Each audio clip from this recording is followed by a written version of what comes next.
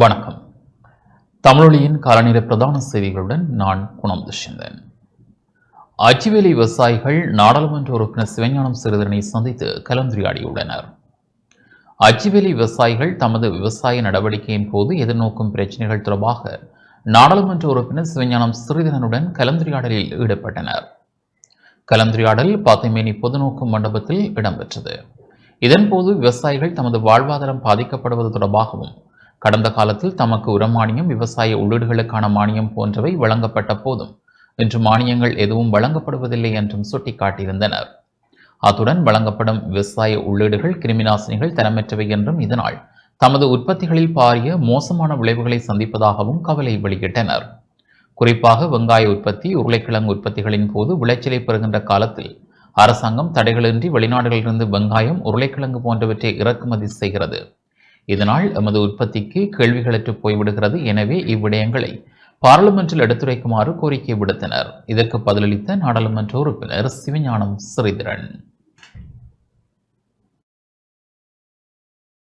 நீங்கள் உற்பத்தி செய்து அறுவடை செய்கிற காலத்தில் அதிகமாக இலங்கையில் அந்த வரி விதிப்பு இல்லாமல் இறக்குமதி தாராளமாக உள்ளுக்க வருது. இறக்குமதி தாராளமாக வாரதால் உங்களோட பொருட்கள் சரியான விலைக்கு விற்பனை செய்ய முடியாமல் இருக்கும் உங்களோட முடிவுப் பொருட்களை. ஒரு காரணம். ரெண்டாவது, இயற்கையினுடைய காலநிலைகள் மழையால் அல்லது வேறு காரணங்களால் நோயினால் பொருட்கள் உற்பத்தி பொருட்களில் தரம் கொஞ்சம் குறைவாக போகும். அந்த குறைவடைகிற பொழுது அதுவும் அநேகமாக வெளிச்சந்தைகளில் பின்னடைவுகளை சந்திக்கும். நாளாந்தம் இப்படியே 2-3 வருடங்கள் தொடர்ந்து நடைபெறுறதால விவசாயிகளுடைய மன உளைச்சல் அல்லது உற்பத்தியில் இருக்கிற பின்னடைவு இந்த தொழிலை கையை விட்டுடலாமா என்ற ஒரு மனநிலை அவர்கிட்ட வருது. இது எங்களை பொறுத்த வரைக்கும் ஒரு மிகப்பெரிய ஒரு பாதிப்பு.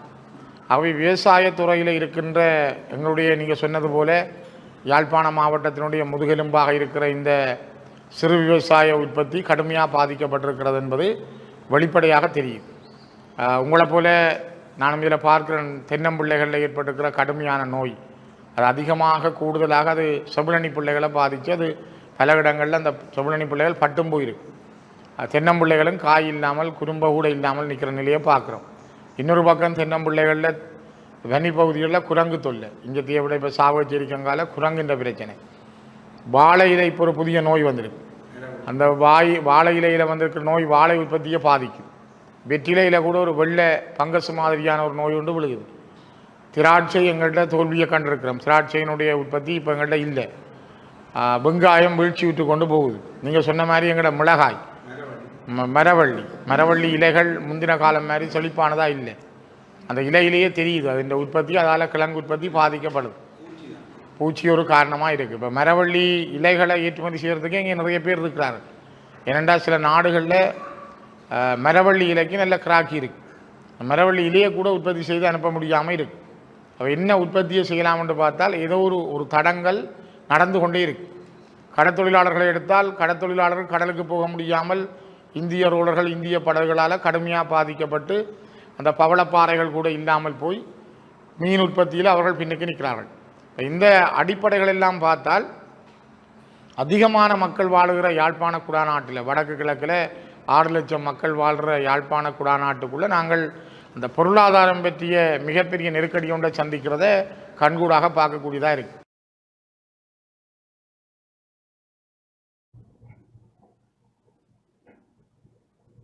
இந்தியாவில் இருந்து இலங்கைக்குள் சட்டவிரோதமான முறையில் நுழைந்த 4 கைது செய்யப்பட்டுள்ளனர்.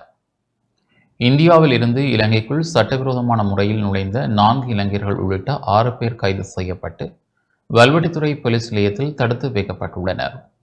திருகோணமலை மற்றும் மன்னார் மாவட்டங்களைச் சேர்ந்த ஆண், பெண் மற்றும் 2 சிறுமிகள் என 4 இலங்கையிலிருந்து சட்டவிரோதமான முறையில் இந்தியாவுக்கு சென்ற நிலையில் இந்திய கடலோர காவல்படையினரால் கைது செய்யப்பட்டு மண்டபம் அகதிகள் முகாமில் தடுத்து வைக்கப்பட்டிருந்தனர். இந்நிலையில் குறித்த 4 இந்தியாவிலிருந்து மீண்டும் இலங்கைக்கு சட்டவிரோதமான முறையில் கடல் வழியாக திரும்பியுள்ளனர். அவர்கள் 4 வெல்வெட்டித்துறை பகுதியைச் சேர்ந்த 2 படகோட்டிகள் இந்திய கடல் எல்லைக்குள் சென்று அழைத்து வந்துள்ளனர். இதுகுறித்த தகவல் அறிந்த போலீசார் சட்டவிரோதமான முறையில் இலங்கைக்குள் புகுந்த 4 அவர்களை அழைத்து வந்த படகோட்டிகளையும் கைது செய்து வல்வெட்டித்துறை போலீஸ் நிலையத்தில் தடுத்து வைத்து விசாரணைகளை முன்னெடுத்துள்ளனர்.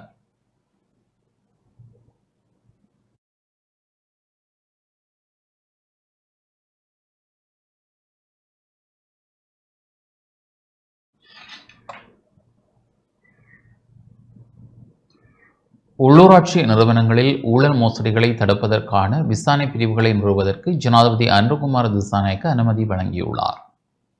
ஊழல் மற்றும் முறைகேடுகளை தடுக்க அமைச்சு மட்டத்தில் நிறுவப்பட்டுள்ள விசாரணை பிரிவுகளை மாகாண சபைகள் மற்றும் உள்ளூராட்சி நிறுவனங்களுள் நிறுவுவதற்கு ஜனாதிபதி அன்ருகுமார திசாநாயக்க அனுமதி வழங்கியுள்ளார். ஜனாதிபதி அன்ருகுமார திசாநாயக்கவுக்கும் மாகாண ஆளுநர்களுக்கும் இடையில் நேற்று ஜனாதிபதி செயலகத்தில் இடம்பெற்ற கலந்துரையாடலின் போது ஆளுநர்கள் கோரிக்கை விடுத்த வேளை அதற்கு ஜனாதிபதி அங்கீகாரம் வழங்கியுள்ளார். மாகாணங்களில் உட்கட்டமைப்பு வசதிகளின் அபிவிருத்தி மற்றும் அவை தொடர்பிலான சவால்கள் குறித்து ஆராயப்பட்டதுடன் அந்த பிரச்சினைகளுக்கு சாதகமான தீர்வுகளை வழங்கவும் ஜனாதிபதி நடவடிக்கை மேற்கொண்டார். கடந்த ஆண்டு ஒதுக்கப்பட்ட நிதியை விட 3 மடங்கு நிதி மாகாண சபைகளுக்கு கிடைத்துள்ள நிலையில் இந்த ஆண்டு மாகாண சபைகளுக்கு ஒதுக்கப்பட்ட நிதியை பயன்படுத்துவதில் உள்ள சவால்கள் குறித்து ஆளுநர்கள் எடுத்துரைத்தனர். அத்துடன் அந்த நிதிகளை முறையாக முகாமைத்துவம் செய்வதன் முக்கியத்துவம் குறித்தும் கவனம் செலுத்தப்பட்டது. இதில் ஜனாதிபதியின் செயலாளர் நந்திக சனத் குமாரநாயக்க, ஜனாதிபதியின் சிரேஷ்ட மேலதிக செயலாளர் கபில ஜனக பண்டார, மேல் மாகாண ஆளுநர் ஹரிப் யூசுப், மத்திய மாகாண ஆளுநர் ஷரத் பண்டார சமரசிங்க, தென் மாகாண ஆளுநர் பந்துல் ஹரிச்சந்திர, வடமேல் மாகாண ஆளுநர் திஸ்ஸ குமாரஸ்ரீ பர்ணகுல சூரிய, வட மத்திய மாகாண ஆளுநர் வசந்தகுமார விமலஸ்ரீ, வடக்கு மாகாண ஆளுநர் நாகலிங்கம் வேதநாயகன், கிழக்கு மாகாண ஆளுநர் ஜெயந்தலால் ரட்னசேகர, சபரமு மாகாண ஆளுநர் ஷம்பா ஜானகி ராயரட்ன, உவா மாகாண ஆளுநர் கபில ஜேசர் உள்ளிட்டோர் பங்கேற்றனர்.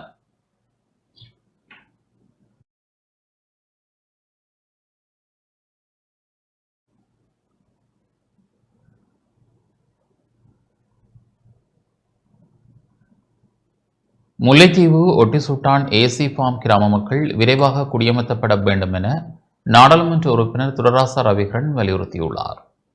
முல்லைத்தீவு ஒட்டிசுட்டான் பிரதேச செயலக பிரிவுக்குட்பட்ட ஏசி ஃபார்ம் கிராம மக்களை உடனடியாக மீள குடியமர்த்துவதற்கு அரசாங்கம் நடவடிக்கை எடுக்க வேண்டும் என வன்னி மாவட்ட நாடாளுமன்ற உறுப்பினர் துரராசா ரவிகரன் வலியுறுத்தியுள்ளார். நேற்று முல்லைத்தீவு மாவட்டத்தில் மக்கள் மீள்குடியமர்த்தப்படாத பூர்வீக தமிழ் கிராமங்களான ஏசி ஃபார்ம், தண்ணி முறிப்பு ஆகிய பகுதிகளுக்கு நாடாளுமன்ற உறுப்பினர் துரராசா ரவிகரன் களவிஜயம் மேற்கொண்டார். வனவள திணைக்களத்தினால் ஆக்கிரமிக்கப்பட்டுள்ள பீமன்கமம் பகுதியில் உள்ள விவசாய நிலங்களையும் துரராசா ரவிகரன் பார்வையிட்டதுடன் அப்பகுதிகளைச் சேர்ந்த மக்களோடும் கலந்துரையாடினார். அசாத நிலைமை காரணமாக 1997ஆம் ஆண்டு காலப்பகுதியில் பூர்வீகமாக வாழ்ந்த சுமார் 46 குடும்பங்களைச் சேர்ந்த தமிழ் மக்கள் தமது வாழ்விடங்களில் இருந்து இடம்பெயர்ந்தனர். இந்த நிலையில் தற்போது வரை ஏசி ஃபார்ம் கிராமத்தைச் சேர்ந்த தமிழ் மக்கள் மீள்குடியேற்றம் செய்யப்படவில்லை. 1979ஆம் ஆண்டு ஏசி ஃபார்ம் கிராமத்தை நில அளவை திணைக்களம் அளவீடு செய்த வரைபடம் இருக்கும் போது குறித்த பகுதி தண்டுவான் ஒதுக்கக்காடு என 2012ஆம் ஆண்டு வர்த்தமானி வெளியிடப்பட்டிருப்பது சட்டமுறையில் செயற்பாடு எனவும் ரவிகரன் சுட்டிக்காட்டினார். இவ்வாறு இடம்பெயர்ந்த மக்களை மீளக்குடியேற்ற தவறினால் குறித்த பகுதி மக்களோடு காணிகளை துப்புரவு செய்து ஏசி ஃபார்ம் கிராம மக்களை குடியேற்ற நடவடிக்கை மேற்கொள்ளப்படும் என நாடாளுமன்ற உறுப்பினர் துரராசா ரவிகரன் குறிப்பிட்டுள்ளார். இப்ப எங்களுக்கு காணின்று இல்ல. அப்ப எனக்கு இங்கதான் காணின்றது, அப்பா அம்மா கொடுத்த காணின்றது இங்கதான் எனக்கு இருக்கு, வேற காணிகளும் இல்ல. அப்ப நான் இதுகளை துப்புராக்கி எனக்கு இந்த காணிகளை தந்தா நான் இந்த புள்ள குட்டிகளையும் கூட்டிக்கொள்ள நாங்க நிம்மதியா இங்க இருக்கலாம். எனக்கு பிள்ளைகள் 4 பேர் இருக்காங்க, 4 பேருக்குமே காணி இல்ல. நான் எடுத்த காணி ஒரு காணியில தான் இந்த பிள்ளைகளும் நாங்களுமே இப்பயும் இருந்து வசிக்கிறோம். எங்களுக்கு ஒரு பதிவு வந்தா கூடி நீங்க ஒரு காணியில இருக்கீங்கன்னு சொல்லி எனக்கு ஒரு பதிவு கூட பதிய மாட்டேங்கிறாங்க. என்கிட்ட ஒரே குடும்பமா இருக்கிறீங்கம்மா, உங்களுக்கு பதிவு இல்லை. எனக்கு இந்த சிவார் காசி கூடி இன்னும் வரையில தரையில. என்கிட்ட ஒரு குடும்பம், ஒரே குடும்பத்துல ஒரே வீட்டை போட்டோ எடுக்கிறாங்க, அப்ப தரமாட்டிக்கிறாங்க. ஒரே பதிவுல இருக்கு. நாங்க எங்க காணிக்கிறாங்க, எங்க போறது? எங்கட அந்த அளவு வசதியும் இல்லை, காணி வேண்டி நாங்க இருக்கக்கூடிய வசதியும் இல்லை. அப்ப எங்களுக்குன்னு இந்த காணியை தந்துட்டா எங்கட பிள்ளைங்க நாங்க நிம்மதியா இருப்போம் தானே. எங்களுக்கு முக்கியம் தேவை எங்கட காணி தான் எங்களுக்கு தேவை. இன்னைக்கு இந்த காணியாலதான் இந்த காலையே வந்திருக்கிறேன். நான் இந்த காணிக்குன்னு வந்துதான் இந்த கால் பைக்கில் அடிப்பட்டு இன்னைக்கு 9 மாதம் இந்த காலையே வந்துட்டேன் இந்த காணி. அதால எங்களுக்குன்னு எங்கட காணி எங்களுக்கு கட்டாயம் தேவை. பழைய வீடு எங்க அப்பா இருந்த வீடு இருக்கு, எனக்கு காணி கொடுத்த வீடு அங்க காணி இருக்கு, நான் அதுலதான் இருந்தேன். இப்ப அப்பாட காணி எங்களுக்கு எனக்கு தான் எழுதி இருக்காரு. அப்ப எனக்குன்னு எங்கட காணி தந்துட்டா என் புள்ள குட்டிகளுக்கு நான் இந்த காணிகளை பிரிச்சு கொடுப்பேன். அதுதான் எங்களுக்கு கட்டாயம் காணி வேண்டும். நாங்க அவங்க தராட்டி கூடி நாங்க பலாக்காரமா வெட்டி இருக்கக்கூடிய தகுதி எங்களுக்கு இருக்கு. நாங்க காடுல ஆள் அடிச்சு செத்தா கூடி பரவாயில்ல, நாங்க எங்கட காணின்னு நாங்க வந்து இருக்கோம். குமுதினி படுகொலையின் 40வது ஆண்டு நினைவேந்தல் நேற்று இடம்பெற்றது. யாழ்ப்பாணம் நெடுந்தீவு குமுதினி படுகொலையின் 40வது ஆண்டு நினைவேந்தல் நிகழ்வு நேற்று இடம்பெற்றது. மாவலித்துறையில் அமைந்துள்ள குமுதினி படுகொலை நினைவேந்தல் நினைவு தூவியில் குமுதினி படுகொலை நிவேந்தல் குழு தலைவர் விசுலிங்கம் ருத்ரன் தலைமையில் நினைவுச் சுடர்கள் ஏற்றப்பட்டு மலர் மாலை அணிவிக்கப்பட்டு மலர் வணக்கம் அகவணக்கம் செலுத்தப்பட்டது. 1985ஆம் ஆண்டு மே மாதம் 15ஆம் தேதி இதே போன்றதொரு நாளில் நெடுந்தீவு கடற்பரப்பில் பயணித்துக் கொண்டிருந்த குமுதினி படகை வழிமறித்த கடற்படையினர் அந்த படகில் பயணம் செய்த 7 மாத பெண் குழந்தை உட்பட 36 பொதுமக்களை வெட்டி கொலை செய்த சம்பவம் நெடுந்தீவு கடற்பரப்பில் பதிவாகியது. இதன் நினைவு நிகழ்வு நேற்று இடம்பெற்றது. இதில் மத குருக்கள், நாடாளுமன்ற உறுப்பினர் சிவஞானம் ஸ்ரீதரன், படுகொலை செய்யப்பட்ட உறவுகளின் உறவினர்கள், மக்கள் பங்கேற்று உறவுகளுக்கு அஞ்சலி செலுத்தினர். இதன்போது முள்ளிவாய்க்கால் கஞ்சியும் வழங்கி வைக்கப்பட்டது.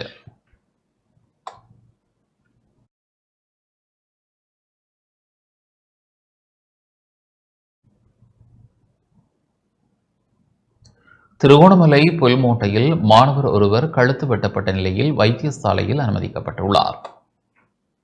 திருகோணமலை புல்மோட்டையில் 2 மாணவர்களுக்கிடையே ஏற்பட்ட கைகலப்பின் போது மாணவர் ஒருவர் கழுத்து வெட்டப்பட்ட நிலையில் திருகோணமலை வைத்தியசாலையின் தீவிர சிகிச்சை பிரிவில் அனுமதிக்கப்பட்டுள்ளார். புல்மோட்டையில் உள்ள பாடசாலை ஒன்றில் சாதனதர மாணவருக்கும் உயர்தர மாணவருக்கும் இடையில் நேற்று காலை பாடசாலையில் கைகலப்பு ஏற்பட்டது. இதன்போது உயர்தர மாணவர் சாதனதரத்தில் கல்வி கற்கும் மாணவர் மீது கூரிய ஆயுதத்தை கொண்டு தாக்குதல் நடாத்தியுள்ளார். மாணவனின் கழுத்து பகுதியில் பாரிய வெட்டுக்காயம் ஏற்பட்ட நிலையில் புல்மோட்டை வைத்தியசாலையில் அனுமதிக்கப்பட்ட மாணவன் பின்னர் திருகோணமலை வைத்தியசாலைக்கு மாற்றப்பட்டுள்ளார்.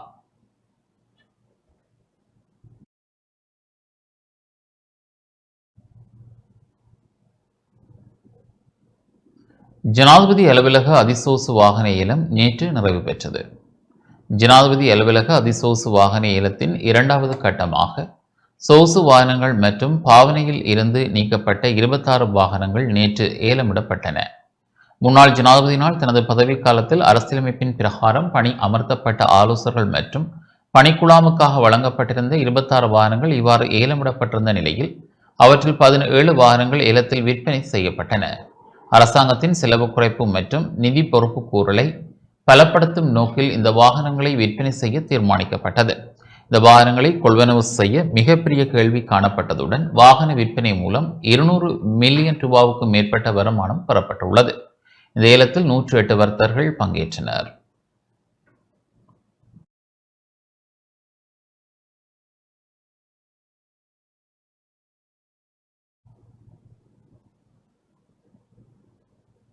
மட்டக்களப்பு கல்லடி உப்போடையில் முள்ளிவாய்க்கால் கஞ்சி வழங்கப்பட்டது.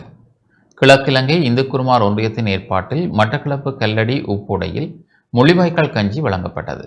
கல்லடி உப்போடை சிவானந்தா தேசிய பாடசாலை முன்பாக உள்ள பிள்ளையார் ஆலயம் முன் கிழக்கிழங்கை இந்துக்குருமார் ஒன்றியத்தின் தலைவர் சிவஸ்ரீ லோகநாதன் குருக்கள் தலைமையில் நினைவேந்தல் இடம்பெற்றது. இறுதி யுத்தத்தின் போது படுகொலை செய்யப்பட்டவர்களின் ஆத்ம சாந்திக்காக ஈகைச்சுடர் ஏற்றப்பட்டு அகவணக்கம் செலுத்தப்பட்டதுடன் உப்பில்லா கஞ்சியும் வழங்கப்பட்டது. இதில் கல்குடா சைவ குருக்கள் ஒன்றியம் உறுப்பினர்கள், குருமார்கள், சிவில் சமூக செயற்பாட்டாளர் எஸ். சிவஜோகநாதன் உட்பட பலர் பங்கேற்றனர்.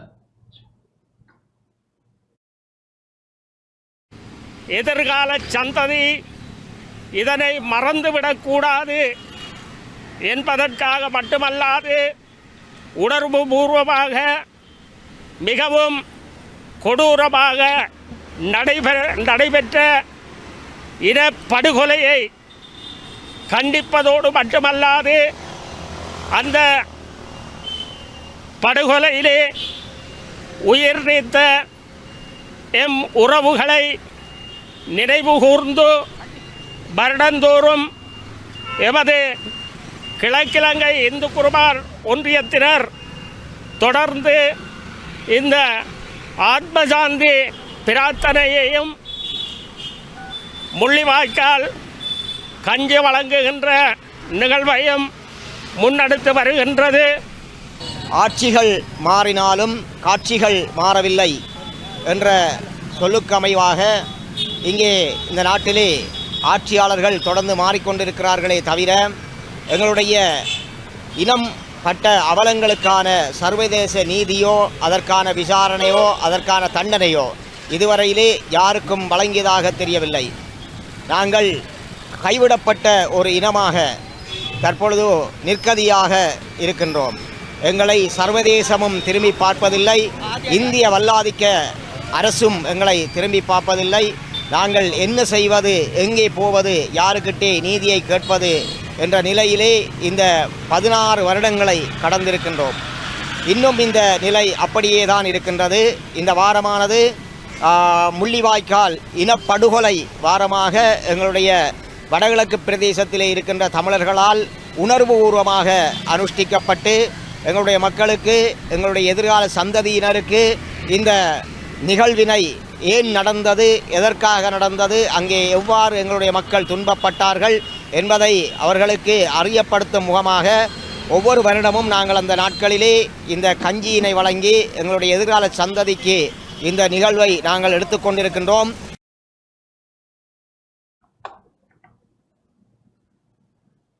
கொழும்பில் உயிரிழந்த மாணவி அம்சிகாவுக்கு நீதி கோரி நுவரெலியாவில் ஆர்ப்பாட்டம் நடாத்தப்பட்டுள்ளது. கொழும்பில் உயிரிழந்த மாணவி அம்சிகாவுக்கு நீதி கோரி நுவரெலியா ஹட்டன் மலியப்பு சந்தியில் நேற்று அமைதியான முறையில் ஆர்ப்பாட்டம் நடாத்தப்பட்டுள்ளது. ஹொட்டகலையில் இயங்கி வரும் சமூக நல அமைப்புகள் ஒன்றிணைந்து இந்த ஆர்ப்பாட்டத்தை முன்னெடுத்துள்ளன. மாணவி கம்சியாவுக்கு நீதி கோரி பதாதைகளை ஏந்திய வண்ணம் கோஷமிட்ட மக்கள், மரணத்துக்கு நியாயமான தீர்வு வேண்டும், சிறுவர்கள் மாணவர்களை பாதுகாப்பதற்காக அரசாங்கம் உரிய நடவடிக்கைகளை மேற்கொள்ள வேண்டும், மாணவர்களுக்கு எதிரான குற்றங்களில் ஈடுபடுபவர்களுக்கு உடனடியாக தண்டனை வழங்கப்பட வேண்டும் என கோரிக்கை விடுத்தனர். இதன்போது ஹட்டன் மனித உரிமை ஆணைக்குழுவில் மகஜர் ஒன்றும் கையளிக்கப்பட்டது.